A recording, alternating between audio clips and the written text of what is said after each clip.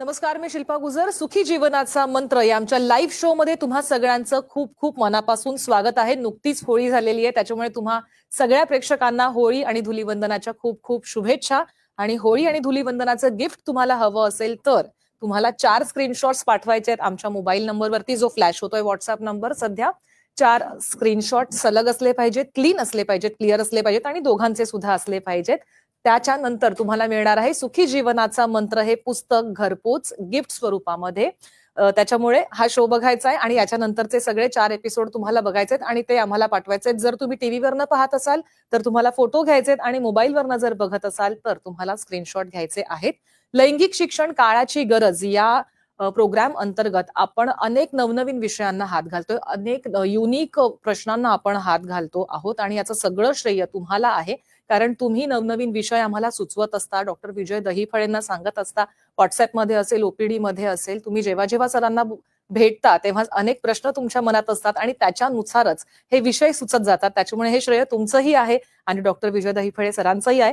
कार्यक्रमाची सुरुवात करायची आहे, पण त्याआधी डॉक्टर विजय दहीफळे सरांच्या अचिव्हमेंट्स बद्दल जाणून घेऊयात व्हिज्युअल्सच्या माध्यमातून. डॉक्टर विजय दहीफळे हे सेक्सॉलॉजिस्ट, अँड्रोलॉजिस्ट आणि यूरोलॉजिस्ट आहेत. ते आंतरराष्ट्रीय पातळीवर नावाजलेले डॉक्टर असून या समस्येने त्रासलेल्या लोकांसाठी आशेचा किरण म्हणून कार्य करत असतात. डॉक्टरांची क्लिनिक्स छत्रपती संभाजीनगर, पुणे, दादर, नेरूळ, खारघर, कल्याण, नाशिक, नागपूर व दुबई इथे आहेत. डॉक्टर विजय दहीफळे हे देश विदेशात जाऊन लैंगिक शिक्षण या विषयावर मार्गदर्शन करत असतात. तर सगळ्यात आधी आपण सरांचं स्वागत करूयात. सर, खूप खूप स्वागत आहे तुमचं आमच्या कार्यक्रमात. नमस्कार. तर तुमच्या मनात काही प्रश्न असतील तर फोन करायचा आहे, पण आधी विषय सांगते, कारण की अतिशय वेगळा विषय आज आम्ही घेऊन आलेलो आहोत आणि विषय आहे स्त्रियांमधील अंगांचे विभिन्न आकार. तुमच्या मनामध्ये काही प्रश्न असतील, जोडीदारासाठी काही प्रश्न विचारायचे असतील किंवा माझ्या मैत्रिणींना काही प्रश्न विचारायचे असतील तर नक्की फोन करायचा आहे. स्टुडिओ नंबर सध्या फ्लॅश होतोय 0226928937 हा आमचा स्टुडिओ क्रमांक आहे, त्याच्यामुळे पटापट फोन करा. सर, सगळ्यात आधी तुमचं स्वागत आणि अतिशय उत्कृष्ट असा हा विषय आहे. बरोबर आहे. आपली जी लिस्ट आहे ईमेलवर आलेली, आपल्या दर्शकांची मागणी, यावरनं हा बेसिक्स लैंगिक शिक्षण काळाची गरज हा कसा भाग आहे आपण डिस्कस करूया. त्या अगोदर सर्वप्रथम मी आपल्या जगभरातील सर्व NDTV मराठीच्या या सुखी जीवनाच्या मंत्राच्या या लाईव्ह भागामध्ये आपलं अगदी मनापासून स्वागत, आपलं मनापासून अभिनंदन आणि कौतुक. का 11:30 जरी वाजले असले तरी सर्वजण तुम्ही या स्क्रीन समोर बसलेले आहात आणि नुकतीच काल होळी झालेली आहे, धुलीवंदन देखील झालंय. सर्वजण आज रिलॅक्स असतील असं वाटतं मला आणि सर्वांना चांगला वेळ असेल. ह्या होळीनिमित्त आणखी एक तुम्हाला संकल्प देऊ इच्छितो की तुमचा राग आहे, मत्सर आहे, त्या ठिकाणी तुमच्या मनामध्ये जे काही भावना असतील त्या या होळीच्या रूपाने आपल्याला त्या काढून टाकायच्यात. कुठल्याही प्रकारचं टेन्शन म्हणा किंवा कुठल्याही प्रकारच्या आपण काय म्हणतो की वाईटावर विजय मिळवण्याचा हा संकल्प आलेला आहे. आणि आजच्या ह्या कार्यक्रमामध्ये पूर्ण आपण डिस्कस करणार आहोत लैंगिक शिक्षण काळाची गरज आणि स्त्रियांमधील अंगाचे विभिन्न आकार, प्रकार. मला वाटतं आपले दर्शक जसे जसे सांगतील लगेच जॉईन झालेले आहेत, डिस्कस करूया. नक्कीच नक्कीच. प्रियांका यांचा आपल्याला फोन आलेला आहे, नाशिकहून त्या आपल्याशी बोलतायत. प्रियांका, तुमचा प्रश्न विचारा. नमस्ते सर. नमस्ते जी, बोला. मायांग किती प्रकारचे असतात आणि त्यांचे काय महत्व असते याबद्दल माहिती सांगा सर. नक्कीच प्रियांका, अतिशय सुंदर असा प्रश्न तुम्ही विचारलेला आहे. खरं तर विषयाशी अनुसरून तात्काळ फोन येणं ही अतिशय कौतुकाची गोष्ट आहे. त्याच्यामुळे प्रियांका यांचं आधी सगळ्यात कौतुक आणि अतिशय छान प्रश्न विचारला त्याच्यासाठी आणखी एकदा कौतुक. आणि महत्वाचा भाग काय सांगतो, आपण 2 दिवसापूर्वी जो टॉपिक डिस्प्ले करतो त्यावरच सगळेजण अभ्यास करतात. आणि हा बेसिक प्रश्न कदाचित एखाद्याच्या मनात येत नसेल, असं काही प्रकार असेल का सांगूया आपण. मित्रांनो, अतिशय महत्वाचा टॉपिक का सांगेन, आपण हळूहळू स्त्रियांनंतर पुरुषांकडे देखील येणार आहोत. यामध्ये विविध प्रकारचे त्याचे आकार, प्रकार असतात का हे आपल्याला विस्तृतपणे पाहायचंय. तुम्ही जर मला विचारलं ना, 100 पेक्षा सुद्धा जास्त त्याचे आकार आणि प्रकार आहेत. आणि सर्वात महत्वाचं, एक 5 डिव्हिजन मध्ये त्याची व्याख्या कशी केलेली आहे. सॅन फ्रान्सिस्कोमध्ये त्या ठिकाणी बिकिनी पार्लरमध्ये एक स्टडी केली गेली, ज्यामध्ये 5 प्रकारच्या मेन व्हल्वा म्हणजे बाह्यंगावर त्याचा आकार ठरवण्यात आला. त्यामध्ये तुलिप वजायना आहे, कर्टन्स वजाना आहे, बार्बी वजाना आहे, हॉर्सशू शेपर्ड वजाना आणि पफी वजाना, या सर्वांचं विस्तृत डिस्कशन आपण या ठिकाणी करणार आहोत. नक्कीच सर, आपल्याला कारण की फोनचा ओघ इतका सुरू नक्कीच. झालेला आहे. आणखी एक फोन येतोय घेऊया. मुंबईहून, आपल्याशी बोलतायत सुनील. सुनील, तुमचा प्रश्न विचारा. सुनील ऐकतोय आम्ही, बोला. बोला. सुनील, तुमच्या घरातील टीव्हीचा आवाज थोडासा कमी करा आणि आमच्याशी सलग बोला. हा. बोला. आणि बोला. हॅलो. हा, ऐकतोय, बोला. हॅलो. बोला, तुमचा हॅलो. प्रश्न विचारा. तुमचा आवाज आमच्यापर्यंत पोहोचतोय. मी मुंबईहून सुनील बोलतोय. बोला. हॅलो. ओके. इलेक्शन टायमिंग वाढवण्यासाठी. हॅलो. आम्ही ऐकतोय. तुम्ही सलग बोला. तुम्ही इलेक्शन टीव्हीवरचा टाइम- आवाज ऐकू नका, आमच्याशी सलग बोला. ठीक आहे, ठीक आहे. इलेक्शन टायमिंग वाढवण्यासाठी काय औषधी गोळ्या आहेत? बर, महत्वाचं सांगा मला की तुमचं वय काय सध्या? 45. बर, काही डायबिटीज, ब्लड प्रेशर काही आहे तुम्हाला? नाही, काय नाही. सध्या टायमिंग किती असेल एक अंदाजे थोडक्यात सांगितलं तर आम्हाला त्याप्रमाणे मार्गदर्शन करता येईल. 10 मिनिट. बरं, काही हरकत नाही, सांगूया तुम्हाला. हे बघा, एनी टायमिंग बद्दल विचारलेलं आहे. आता यामध्ये गफलत कुठं होते, इरेक्शन टायमिंग त्याला म्हणायचं का शीघ्रपतन म्हणायचं, हे आपण त्यांना या आपल्या स्टडीमधनं सांगूया. मित्रांनो, तुम्ही खूप छान प्रश्न विचारलेला आहे. तुम्ही पुढे येऊन प्रश्न विचारता म्हणजे हा तुम्ही लाखो लोकांचं प्रतिनिधित्व करता. तुम्हाला काय विचारायचंय, या ठिकाणी कठोरता आल्यानंतर टायमिंग हा नॉर्मली किती असावा? काही जणांमध्ये असं म्हणणं की मला जो टायमिंग आहे त्यापेक्षा आणखी जास्त पाहिजे. त्यासाठी अतिशय चांगल्या प्रकारच्या मेडिसिन्स आहेत, काही सेंट्रली ऍक्टिंग मेडिसिन्स आहेत, काही लोकली ऍक्टिंग आहेत. गरज पडलं तर पी शॉट सारख्या थेरपी देखील त्या ठिकाणी आहेत. तुम्ही तज्ज्ञांना सेक्सॉलॉजिस्ट बघितल्यानंतर त्याचं सायकोजेनिक, न्यूरोजेनिक, वास्कुलोजेनिक, कार्पोरल किंवा कंडिशन डिफ्लेक्स हे काय कॉज हे पाहिलं जाईल.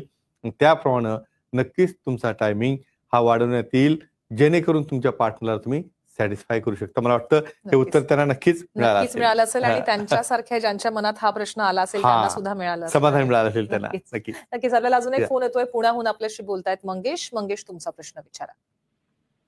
सर, बार्बी वजाना काय असतात याबद्दल माहिती पाहिजे होती. वा वा, मला वाटतं तुम्ही आमची उत्तर दिलेली इतकी अचूक पाहताय. तर या 5 प्रकारापैकी हा एक प्रकार काय तुम्हाला माहिती पाहिजे, बरोबर आहे? हो सर, हो. सांगूया. बघा, हे अशा प्रकारचं डिस्क्रिप्शन का केलेलं आहे, तुम्हाला एक छोटी त्यासोबतची गोष्टी सांगणार आहे, पण मध्ये मध्ये आपले प्रश्न होतील आणि याचं महत्व काय तेही सांगेन. मित्रांनो, हे डिव्हिजन का केलं असेल बरं? अहो, काही ओपीडी मध्ये अशी उदाहरणं आहेत, एखादी मुलगी येते, तिचं लग्न ठरलेलं असतं, ती समोर बसलेली असते, रडायला लागते. हे प्रॅक्टिकल एक्झाम्पल आहे. आणि शिल्पाजी काय कारण सांगू तुम्हाला, की माझा आकार जो आहे हा इरेग्युलर आहे, बाहेर काहीतरी त्यातनं दिसतं, आणि लग्न झाल्यानंतर माझा पार्टनर जर बोलला की हे मला आवडत नाही किंवा हे असं कसं काय झालं, म्हणून आपल्याला ते डिस्क्राईब करायचंय. तर बार्बी म्हणजे असं बार्बी डॉल सारखं एकदम प्लेन भाग आहे. दोन्ही लेबिया मेजोरा म्हणजे बाह्यांग जे आहे ते प्लेन आहे, आणि समोरच्या बाजूनं फक्त उभ्या फॉर्म मध्ये ते दोन्ही एकत्र आलेले आहेत. कसलाही प्रकारचा भाग बाहेर दिसत नाही. ह्या फार रेअर असतात, पण ज्यांना आहेत ते खरंच लकी असतात. कारण अशा टाईपच्या बार्बी वजाना ह्या सर्वांना हव्या असतात. पण बाकी कुणीही इतर प्रकार असेल तर का घाबरू नका, त्यासाठीच आपण इथे बसलेलो आहे. सांगूया त्यांना आपण. आणखी एखादा प्रकार सांगायचा असेल सांगू शकतो. प्रकार आपण सांगूयात, पण आपल्याला अजून एक फोन येतो, आपण आणखी एक प्रकार नंतर सांगूयात. आपल्याला लातूरहून फोन आलेला आहे रुपाली यांचा. रुपाली, तुमचा प्रश्न विचारा. नमस्कार सर. नमस्ते जी, बोला. तर स्त्रियांमध्ये कोणत्या आधारावर बाह्य अंगाचे प्रकार बनवलेले असतात त्याबद्दल माहिती द्या. वा, कोणत्या आधारावर? अरे वा, किती छान प्रश्न विचारलाय तुम्ही रुपाली. म्हणजे व्हेरी नाईस. खूप छान प्रश्न. आणि विशेष म्हणजे बघा, आतापर्यंत आपली परीक्षा सुरू होते बरं का, पण सांगतो मी उत्तर मी नक्की देणार. या ठिकाणी सर्व भगिनींना सांगू इच्छितो की जन्म झाल्यानंतर झाल्याबरोबर जो आकार असतो अंगाचा, योनी अंगाचा बाह्यंग आहे, अंतरंग आहे, आणि हळूहळू वय वाढत चालल्यानंतर कसे त्या ठिकाणी प्रकार होतात. तर कुठल्या क्रायटेरिया आहे यामध्ये? बाह्यंग दिसणाऱ्या भागाला आपण वल्वा म्हणतो, आणि आंतरंग म्हणजे आतमध्ये जिथनं त्या ठिकाणी संबंध येतो किंवा ज्या ठिकाणी डिलिव्हरी होत असते, ज्या ठिकाणी सर्विक्स आणि बाहेरचा वल्वा ह्या दोन्हीला कनेक्ट केला जातो, त्याला योनी म्हणतात. आणि बाहेरच्या दिसणाऱ्या भागाला हे वल्वा असं म्हणतात किंवा बाह्यंग म्हणतात. तर त्याचा आकार कसा आहे, त्याची साईज कशी आहे, त्याची लांबी कशी आहे, लेबिया मेजोरा म्हणजे बाह्यंग भाग कसा आहे, आणि लेबिया मायनोरा म्हणजे आतला भाग कसा आहे, यांचा कंपॅरिझन करून या बेसिक आधारावर त्याचे वेगवेगळे प्रकार बनवलेले आहेत. हे 5 सोडून आणखी 100पेक्षा देखील जास्त आहेत, पण हे सर्व नॉर्मल असतात, हे आपल्याला या ठिकाणी सांगायचंय. हे सगळे नॉर्मल असतात, ते हा. महत्वाचं आहे. हो. कारण की माझ्या पार्टनरला हे आवडलेलं नाहीये, हा हा, जास्त इश्यू मला वाटतं. मला आवडण्यापेक्षा दुसरा डाऊट फार जास्त, काही जे लग्न करत नाहीत हो. त्यांना नेहमी डाऊट असा होतो की समजा समोरच्याला नॉलेज नसेल नसेल. आणि त्याच्या डोक्यात काही वेगळी कल्पना असेल तर बऱ्याचदा त्या ठिकाणी त्या पार्टनरवर डाऊट घेतला जातो आणि नक्कीच. काही केसेस ह्या डायव्होर्स पर्यंत देखील गेलेल्या नक्कीच. आहेत. आणि हे टाळण्यासाठी हा मंच आणि हा टॉपिक घेतलेला आहे आपल्या भगिनी. नक्की सर, आपल्याला अजून एक फोन येतोय, आपल्याशी बोलतायत कोल्हापूरहून रघुनाथ. रघुनाथ, तुमचा प्रश्न विचारा. रघुनाथ पाटील. नमस्कार जी पाटील, बोला. हा हा सर, माझं वय 70 आहे. ओके मी मल्टिपल मायलोमाचा पेशंट आहे. ओके. शरीर संबंध आला तर चालतो का? अच्छा अच्छा अच्छा अच्छा, व्हेरी गुड. मला एक आता सध्या सांगा की तुम्हाला काही संबंध ठेवण्यासाठी काही अडचण आहे का, कमजोरी आहे का, किंवा काही कठोरता येत नाही का, असं काही आहे का? नाही, आता ते मला मल्टिपल मायलोमा असल्यामुळं पार्टनरला ते ट्रान्सफर किंवा अच्छा, म्हणजे मल्टिपल मायलोमा असल्यामुळे तो तुमच्या पार्टनरला ट्रान्समिट होईल का त्या भीतीमुळं हा. तुम्ही सध्या थांबलेले आहात, बरोबर आहे? बरोबर. चालेल, सांगूया तुम्हाला, नक्की सांगतो मी. किती छान प्रश्न आहे पहा. मल्टिपल मायलोमा कॉमन पर्सनला देखील माहित नसेल. नाही. हा एक न्यूरोलॉजिकल डिसऑर्डर असतो. काय आहे सांगूया आपण. नक्कीच. बऱ्याचदा काय असतं, वेगवेगळ्या प्रकारचे, इव्हन मी कॅन्सरचे सांगतो. बऱ्याचदा मेलला मल्टिपल मायलोमा आहे किंवा फिमेलला एखादा सर्वायकल कॅन्सर आहे. अशा प्रकारच्या कुठल्याही प्रकारच्या आजारामुळं फक्त एकच सांगेन, जे सेक्शुअली ट्रान्समिटेड डिसिजेस म्हणजे सेक्शुअली ट्रान्समिटेड इन्फेक्शन असतात, उदाहरणार्थ एड्स आहेत, HIV आहेत, हे जेव्हा त्या सिक्रेशनमध्ये येतात तेव्हाच ते एकापासून दुसऱ्याला होत असतात. असा मल्टिपल मायलोमा कॉन्टॅक्ट केल्यामुळे त्या ठिकाणी होत नसतो, पण त्यामध्ये तुम्हाला काही कारणामुळं ही भीती जर मनात असेल आणि त्यामुळे कमजोरी असेल तर सेक्सॉलॉजी भेटा, अधिक माहिती तुम्हाला मिळेल. आणि आमच्या सुखी जीवनाच्या मंत्राच्या पुस्तकात याची विस्तृत माहिती आहे. तुम्हाला नक्कीच काळजी करायची गरज नाही. तुम्ही तुमचं स्वतःचं आयुष्य, तुमच्या पार्टनरचं आयुष्य अतिशय नॉर्मल पद्धतीने जगू शकता. खूप छान आणि खूप सुंदर प्रश्न. नक्कीच. आणि त्यांना मला वाटतं तुमच्या या उत्तराने नक्कीच दिलासा सुद्धा मिळाला असेल. म्हणजे विचार करा, अशा एक नाही इतक्या गोष्टी आहेत. बऱ्याचदा काही जणांना कोड असतो, काही जणांना डायबिटीसमुळे त्या ठिकाणी कॉन्ट्रॅक्शन झालेलं असतं. सरळ सरळ संबंध थांबवले जातात आणि मग पुढच्या पार्टनरचं काय होत असेल हे तुम्ही विचार करू शकता. नक्कीच. अजून एक फोन येतो आपल्याला, पुण्यावरून आपल्याशी बोलतायत अर्चना. अर्चना, तुमचा प्रश्न विचारा. नमस्कार सर. नमस्कार अर्चनाजी, बोला. सर, थोडा प्रश्न माझा किचकट आहे. ओके. तसं कोणाला पटणार नाही, पण मी एक प्रश्न विचारते. आपल्या समाजामध्ये आजही असे लोक आहेत जे सुशिक्षित अडाणी आहेत आणि त्यांच्या डोक्यामध्ये अनेक गैरसमज आहेत. हा. सहसा ते त्यांना जर वाटलं की स्त्री वर्जन नाही तर ते तिच्याशी कसे वागतात हे तुम्हाला करायची त्याची कल्पना असेल. ओके. जर स्त्रीची वर्जिनिटी तपासण्याची आपल्या समाजाची मानसिकता असेल तर पुरुषाची वर्जिनिटी तपासण्यासाठी काय करावं लागतं सर, ते मला सांगा. कारण अनेकांचे आयुष्य याच्यामध्ये उद्ध्वस्त झालेत. त्यात माझी जवळची एक मैत्रीण पण आहे. अच्छा, अतिशय सुंदर प्रश्न अर्चना तुम्ही विचारलेला आहे. आणि हा प्रश्न जवळपास माझ्या मेलवर लाखोनी आलेले आहेत. मी एका वाक्यात तुम्हाला सांगतो, व्हर्जिनिटी हा प्रकार हा अस्तित्वात नसतो. या ठिकाणी एकमेकावरचा विश्वास जो असतो तीच सगळ्यात मोठी व्हर्जिनिटी असते. आणि तुम्ही जर उद्या विचारलं की ब्रेनमध्ये काय विचार येतात, हार्ट कितीदा बीट होतं, त्याची व्हर्जिनिटी कोणी विचारतं? तर बाकीच्या ग्लँड सारखी ही देखील एक ग्लँड आहे. त्या ठिकाणी हार्मोन्स बनल्यानंतर उत्तेजना येते. आणि अशा केसमध्ये कुठल्याही परिस्थितीमध्ये व्हर्जिनिटी हा प्रकार का अस्तित्वात नसतो? तर या ठिकाणी नैसर्गिकरित्या, या ठिकाणी परत सांगतो, पाळी येणे, त्यामध्ये आकारामध्ये चेंज होणे, प्रेग्नन्सी राहणे, डिलिव्हरी होणे, या अशा नैसर्गिक गोष्टी जर त्या ठिकाणी घडत असतील तर अशा प्रकारे आपण हे खूळ डोक्यात न घालता आपोआपच महत्वाचं सांगेन, एकमेकावर विश्वास ठेवा. आणि आजचा दिवस जो इथून सुरू होतोय तिथून तुमच्या पार्टनरसोबत कसं चांगलं राहता येईल हे पहा. म्हणून पुरुषांनी महिलांना आणि महिलांनी पुरुषांना दोघांनाही अशा प्रकारची गोष्ट विचारून स्वतःचं लाईफ विस्कळीत करून घेणे, डिव्होर्स घेणे, अनबन करणे, भांडण करणे यापेक्षा आजचा दिवस तुमच्याकडे आहे. आजपासून तुम्ही उद्या काय करू शकता आणि त्यात काही अडचण येत असेल तर हा आमचा खुला मंच आहे. अतिशय मनापासून स्वागत. आणि काही ट्रीटमेंट लागत असेल तर ऍक्सेप्ट करणे आणि त्यातनं पुढे जाणे हा अतिशय सामाजिक प्रश्न तुम्ही विचारलेला आहे. तुमचं अभिनंदन आणि कौतुक. शिल्पाजी काही सांगू शकता तुम्ही? अतिशय सुंदर प्रश्न त्यांनी विचारलाय. मला वाटतं हा प्रश्न अशी एकही स्त्री नसेल जिच्या मनामध्ये आलेला नसेल, बरोबर, पण विचारण्याची हिंमत कधी कोणी केली नसेल पण आणि ह्यांनी त्याच्यामुळे त्यांनी विचारला आणि तो प्लॅटफॉर्म तुम्ही दिलाय, तुमच्यामुळे हा प्रश्न विचारता नक्कीच. येऊ शकला. त्यामुळे तुमचं खूप खूप कौतुक आणि खूप आभार की तुम्ही अशा पद्धतीने वेगळे विषय मांडत जा, जेणेकरून माझ्या सगळ्या मैत्रिणींच्या मनातले जे काही फिल्मविषयी जे काही प्रश्न आहेत, ज्या काही चिंता आहेत, त्या सगळ्या मिटून जातील. मला वाटतं समाधान झालं असेल नक्कीच. मी जे उदाहरण सांगितलं तुम्हाला, ब्रेनचं थिंकिंग, हार्टचे बिटिंग, तो ऑर्गन तुमचाच आहे. थायरॉइड आहे, पॅरोटिड आहे, पॅन्क्रियाज आहे, तशी ती एक ग्रंथी आहे जी की तुमच्या हार्मोनल चेंजेसमुळे बदल होत असते. हे नैसर्गिक आहे. त्यामुळे मी काय म्हणलं, एकमेकावरचा विश्वास हाच खरी व्हर्जिनिटी आहे. आणि या खुल्या कल्पना डोक्यात घेऊन अजिबात तुमचं स्वतःचं लाईफ खराब करू नका. हाच मी महत्वाचा संदेश सगळ्यांना देऊ इच्छितो. नक्कीच. आपल्याला अजून एक फोन येतोय. अस्मिता यांचा आपल्याला फोन आलेला आहे पुण्याहून. अस्मिता, तुमचा प्रश्न विचारा. सर नमस्कार. नमस्कार जी, तर पफी वजायना काय असतो आणि वजायनाच्या आकारावर पार्टनरचा आनंद अवलंबून असतो का, त्याबद्दल सांगा. अस्मिता, अतिशय छान हा तुमचा प्रश्न आहे. मला वाटतं पूर्ण अभ्यास करून, रिसर्च करून त्यांनी हा प्रश्न विचारलेला आहे. प्रॅक्टिकल प्रश्न आहे. म्हणजे आकारावरनं तुमचं एन्जॉयमेंट हे डिपेंड असतं का? आणि त्यातला एक प्रकार जे आपण 5 सांगितले, त्यातला पफी त्यांनी विचारला. सांगूया.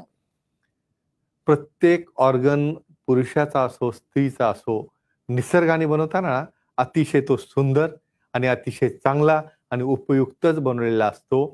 पफी वजायना म्हणजे या ठिकाणीच बार्बीमध्ये आपण 2 लेब्या एकमेकाला चिपकलेल्या पाहिलेल्या आहेत.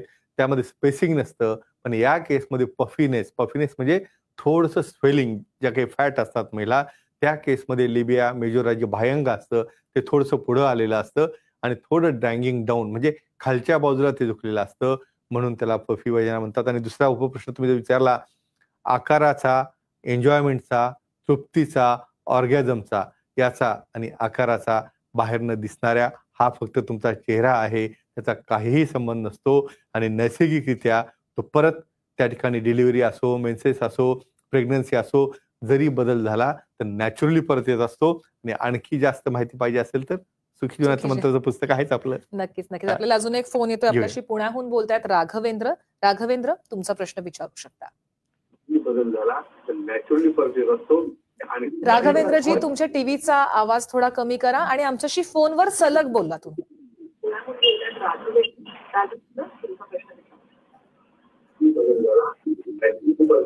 राघवेंद्र, आम्हाला आवाज येतोय तुमचा. तुम्ही आम्हाला प्रश्न विचारू शकता. हॅलो. हा बोला, ऐकतोय बोला. हा, माझा प्रश्नाचं उत्तर. तुमचा काय प्रश्न आहे तुम्ही सांगा. काय अडचण आहे, काही समस्या आहे का सांगा, मी उत्तर देतो त्याला. काय प्रश्न आहे? हॅलो. हा बोला, ऐकतोय आम्ही, बोला.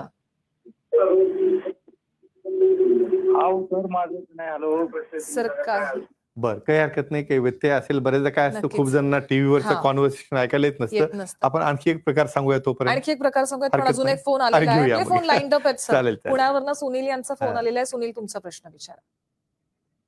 नमस्कार सर. नमस्कार जी, बोला. तर मी आता शो बघत होते, तर तुम्ही मॅडमला व्हर्जिनिटी, विश्वास, इतकं सुंदर, इतकं छान उत्तर दिले सर. खरंच प्राऊड वाटतंय आणि इतकी छान सविस्तर माहिती मिळते आणि विश्वासात घेऊन इतकं सुंदर उत्तर होत आहे. रिअली खूप छान वाटलं सर, म्हणून मी परत कॉल केला तुम्हाला.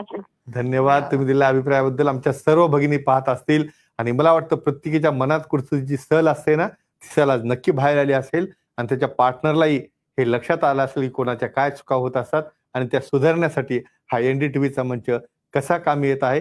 मला वाटतं खरंच हे अप्रिशिएटिंग आहे आणि इमिडिएट त्यांनी प्रतिसाद देणं, म्हणजे तो पूर्ण कार्यक्रम बघत आहेत आणि त्यांनी पुन्हा एकदा फोन केलेला आहे. आणि तुम्ही त्या ठिकाणी सांगितली प्रत्येकाच्या मनातला प्रश्न आहे. आणि त्यांनी त्याच्या मैत्रिणीचंही उदाहरण दिलं होतं की त्या मैत्रिणीवर तशी वेळ आली होती. पण मला वाटतं अशा पद्धतीने कुणीही स्वतःचं लाईफ डिस्टर्ब करू नये. प्रत्येकाला सुखी आनंदी जीवनाचा अतिशय चांगला हक्क असतो आणि तो जगावा. आणि काही अडचण असेल तर सुखी जीवनाचा मंत्राचा हा मंच आहे किंवा सेक्सॉलॉजी भेटून तुम्ही शंका आणि समाधान दोन्ही करू शकता. सर, आता फोन तर येत आहेत, पण आणखी तिसरा प्रकार आम्हाला जाणून घ्यायची इच्छा आहे. नक्कीच सांगतो मी तुम्हाला.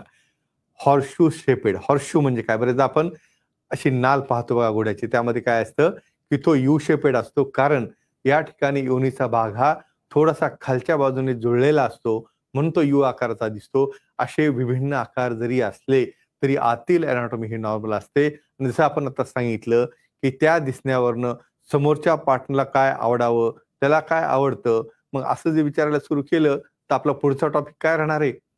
पुरुषांमधील अंगाचे वा. विभिन्न आकार. मग हे दोघांना लागू पडतं ना, दोघांनाही लागू म्हणून पडतं. दोघांची ऍडजस्टमेंट आणि त्या ठिकाणी कन्फ्युजन असेल, ऍक्सेप्ट करणं आणि त्यातनं बाहेर निघणं आणि स्वतः सुखाने राहणं, हाच एक पर्याय आहे. नक्की सर. माझ्या मनात एक प्रश्न होता, तो काही म्हणजे हरकत नाही. नॉर्मल योनीतील डिस्चार्ज आणि ओके. ऍबनॉर्मल योनीमधील हा डिस्चार्ज याच्यामध्ये नेमका काही फरक आहे का? बघा, हा सर्व भगिनींना प्रश्न विचारायचा असेल कारण माझ्या व्हॉट्सअपवर नेहमी येतात. सांगूया आपण. नक्कीच. मित्रांनो, वयात आल्यानंतर जसं वय वाढतं, तुम्ही प्युबर्टी येते, तशी व्हाईट वॉटरी कलर, व्हाईट म्हणजे व्हाईट कलर नाही, क्लिअर कलरचा डिस्चार्ज हा नॉर्मल असतो. काही कारणामुळे व्हाईट कलरचा डिस्चार्ज आहे, थिक आहे, ग्रीन कलरचा डिस्चार्ज आहे, येलो कलरचा डिस्चार्ज आहे. बऱ्याचदा फंगल इन्फेक्शन झालं, बॅक्टेरियल वजानोसिस आहे, व्हजायनायटिस आहे, किंवा बऱ्याचदा अपोजिट पार्टनरला काही डायबिटीस किंवा काही गोष्ट असल्यामुळं त्याचं इन्फेक्शन समोरच्याला ट्रान्समिट होत असेल तर अशा वेळेला मित्रांनो एकच सांगतो तुम्हाला की तू तुझं इन्फेक्शन बघून घे, मी माझा ओके आहे, तर तू तुझं दाखव, मला त्याचा काही घेणं देणं नाही, असं करू नका. बरोबर. कारण निसर्गाने बनवतानाच दोघांना समान बनवलेलं आहे, जेणेकरून तुम्ही एकमेकाची काळजी घ्यावी आणि स्वतःचं लैंगिक आयुष्य सुखी आणि आनंदी ठेवा. मला वाटतं उत्तर मिळालेलं आहे अगदीच. आणि मला वेळही खुणावतीये, फोन हो. खूप येत आहेत, पण सर थांबावं लागणार आहे. माझ्या प्रेक्षकांना तुम्ही इतकं सुंदर मार्गदर्शन केलं, त्यासाठी तुमचे खूप खूप मनापासून आभार. धन्यवाद. आणि माझ्या प्रेक्षकांना पुन्हा एकदा आठवण करून द्यायची आहे, ती म्हणजे सलग 4 स्क्रीनशॉट्स तुम्हाला घ्यायचे आहेत आणि व्हॉट्सअपच्या नंबरवरती पाठवायचे. आणि तुमच्या मनामध्ये एखादा विषय असेल की जो आम्ही या प्लॅटफॉर्मच्या माध्यमातून इंट्रोड्यूस करायचा, तर तुम्ही नक्की आम्हाला व्हॉट्सअपवरती किंवा ओपीडी मध्ये सरांना भेटल्याच्या नंतर तुम्ही हा विषय सांगू शकता आणि हा विषय घेऊन आम्ही नक्की पुढच्या आठवड्यामध्ये तुम्हाला भेटू. पण आता वेळ झाली इथेच थांबण्याची. पुन्हा आपल्याला भेटायचंय पुढच्या आठवड्यात, अर्थातच पुढच्या शनिवारी रात्री 11:30 वाजता सुखी जीवनाचा मंत्र या आमच्या लाईव्ह कार्यक्रमात. त्यामुळे आता वेळ झाली इथेच थांबण्याची. नमस्कार. नमस्कार.